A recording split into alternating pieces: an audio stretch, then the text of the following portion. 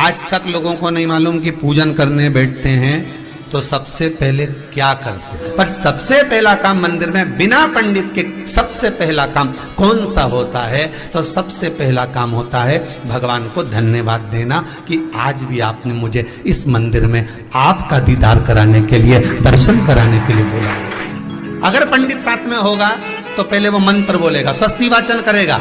स्वस्ति वाचन करने में उसको अर्थात भगवान के लिए भी प्रसन्नता और आपके लिए भी प्रसन्नता। पर आपके पास कोई ब्राह्मण नहीं, आपको कोई स्तुति नहीं आती, आपको कोई मंत्र नहीं आता, आपको कोई साधना नहीं आती, आपको कोई तप नहीं आता, पर आप इतना तो कर सकते हो कि भगवान के मंदिर में जाकर उनको धन्यवाद दे सकते हो कि तेरी कृपा है जो मुझे चलकर यहां तक बुला लिया, 2 कदम चलाया, यहां तक बुलाया, ये तेरी कृपा है। और बड़ी कृपा करी जो डलिया भर के पूजन का सामान भी लाई, बड़ी कृपा करी जो दूध भरकर भी लाई, बड़ी कृपा करी जो कलश भरकर भी लाई।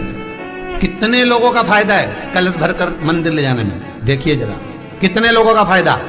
हिंदू धर्म में विष्णु पुराण में, पद्म पुराण में लिखा है, सौभाग्यवती नारी जब भरा हुआ पानी का लोटा लेकर कलश लेकर जाती है और उसको देखकर कोई व्यक्ति निकल कर चले जाता है तो जिस काम के लिए जाता है वो काम सफल हो जाता है। मंदिर का ही लोटा,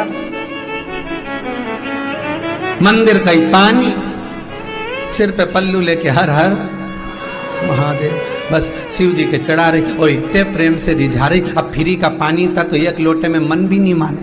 अरे करा तो भगवान के सम्मुख में पहुंचकर अगर आप जल का पात्र भी लेकर जा रहे हो, भरा हुआ लेकर जा रहे हो, तो कितनी प्रसन्नता की बात है। हिंदू धर्म की रीति है, जिस पात्र को हम जल चढ़ाने लेकर जाते हैं उस पात्र में भगवान के चरणों का जल लाते हैं, खाली पात्र नहीं लाते। क्या लाते हैं? भगवान के चरणों का जल। उस चरणोदक को लेकर आए, घर में रखा, सबने अपने नैनों में लगाया, हृदय में लगाया, चित्तवृत्ति में लगाया। खाली पात्र हम लेकर वापस नहीं आ रहे हैं। शिव मंदिर में जब जब जाओ, जल चढ़ाने के लिए जाओ, पात्र तुमने शंकर जी को पूरा पानी चढ़ा भी दिया तो शंकर के चरणारविंद का थोड़ा सा जल पात्र में डाल के भले 2 बूंद लाओ, 4 बूंद लाओ, इतना सा लाओ, पर लाओ और उसको पूरे परिवार के नेत्रों में जब लेकर आए हो चरणोदक तो लगाओ। पर खाली पात्र नहीं लेकर आना। खाली पात्र लाने में ध्यान दीजिए, जब आप पूरा जल समर्पित कर देते हैं, जल समर्पित भी पूरा करना है, भगवान को चढ़ा रहे हो तो पूरा समर्पण होना चाहिए, पूर्ण समर्पण। इसलिए शंकर भगवान को अधूरा समर्पण नहीं, इसलिए श्रीफल भी पूर्ण चढ़ता है। शंकर जी के मंदिर में श्रीफल नहीं फूटता, पूर्ण श्रीफल। बेलपत्री भी पूरी, चावल का दाना भी चढ़ेगा तो आखा, फल भी चढ़ेगा तो आखा, फूल भी चढ़ेगा तो आखा। भगवान को कोई चीज खंडित नहीं चढ़ती, शिव जी को जल भी चढ़ेगा तो पूर्ण। जिस जल को चढ़ाने के लिए लेकर गए उसको बचा कर नहीं लाना है शिव मंदिर में से, संपूर्ण भाग। क्योंकि भगवान के चरण की रज जब हमारे घर में प्रवेश करेगी तो हमारा आत्म कल्याण तो स्वतः ही हो जाएगा। शिव करुणा कर ही देंगे। पर कई लोगों की आदत रहती है, और आपने भी गलती करी होगी, गए होगे, चढ़ाकर भी आए होगे, पूरा पानी भी उंडेल कर आए होगे, चढ़ा भी दिया, छोड़ भी आए, पर लेकर नहीं आए होगे। कई लोग गलती कर जाते हैं और फिर बाद में कहते हैं हम तो इतने साल से पूजन कर रहे हैं, भगवान हमारी सुन ही नहीं दिया। तो भगवान के मैं तो तैयार बैठा, पर तू नवा के चली जाए, लेके तो कहीं जाए। तो भगवान थोड़ी ना कहेगा कि तू मेरे पास में आए तो मेरे चरण की रज लेकर जा। भगवान थोड़ी ना कहेगा कि मेरे पास में आकर तू ये लेकर जा।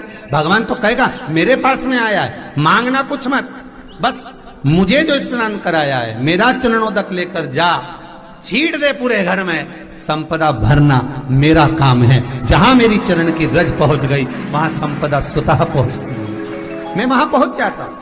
तो चरणों तक ले जा। पर लोग ले जाते हैं, पूजन करते, कलश भी उंडेलते, जल भी चढ़ाते, पर आते समय खाली लेकर आ जाते। भगवान को इतना बुरा लगता, मेरे दरवाजे से खाली जाए मुझे कितना बुरा लगेगा। जो आए वो भर कर जाए, भले 2 बूंद लेकर आओ, पर उसमें चरणों तक थोड़ा सा लेकर अवश्य आए।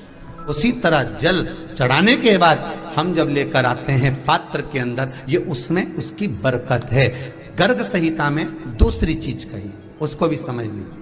गर्ग संहिता में कहा गया, जब आप घर से जल लेकर जाते हो भरकर, तो ये सृष्टि की जितनी नदियां हैं, पृथ्वी पर जितनी नदियां विद्यमान हैं, जितने तालाब, जितने सरोवर, जितने कुंड, जितने विराजमान हैं, उन सारे तीर्थों का जल जब आप घर से लेकर निकलते हो तो वो तीर्थ का संपूर्ण जल आपके कलश में आ जाता है। और जब आप उस जल को शिव पर समर्पित कर देती हो और 2 बूंद चरणादक लेकर जब जाती हो तो शिव महापुराण गर्ग संहिता पद्म पुराण कहती है वो जल साधारण नहीं रहता, वो गंगा जल बनकर तुम्हारे घर को पवित्र करने के लिए पहुंच जाता है। वो पवित्र गंगा जल बन जाता है, उसको लेकर प्रवेश कर जाए। हम बार बार कहेंगे भगवान के मंदिर जब भी जाओ ना, चेहरे पर प्रसन्नता होना चाहिए।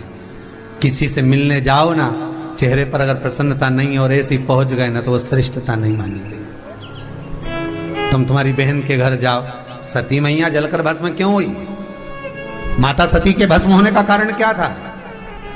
सती को पिता पर जितना क्रोध आया उससे ज्यादा क्रोध सती माता को अपनी बहनों पर आया कि मेरी इतनी बहन, ये 60 की 60 बहन मेरे सामने खड़ी रही और मैं आई तो प्रेम से मुस्कुराई तक नहीं।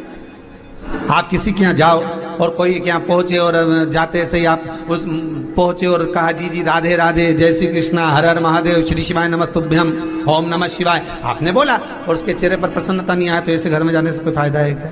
और आप किसी के यहाँ जा रहे हो तो आपके चेहरे पर भी प्रसन्नता होना चाहिए, सामने वाले को तो हो, आपके भी चेहरे पर भी। मंदिर में जब जब जाएं, गुरु के दरवाजे पर जब जब जाएं, परमात्मा के चरणारविंद में जब जब जाएं, माता पिता के चरणों में जब जाएं, घर के बुजुर्गों के पास जब जाएं तो तुम्हारे चेहरे पर प्रसन्नता होना चाहिए। भगवान को भी लगे दुख भले है इसको पर चेहरे पर प्रसन्नता है, इसको अब दुख नहीं देना क्योंकि इतना मुस्कुराकर ये मेरे मंदिर में आती है।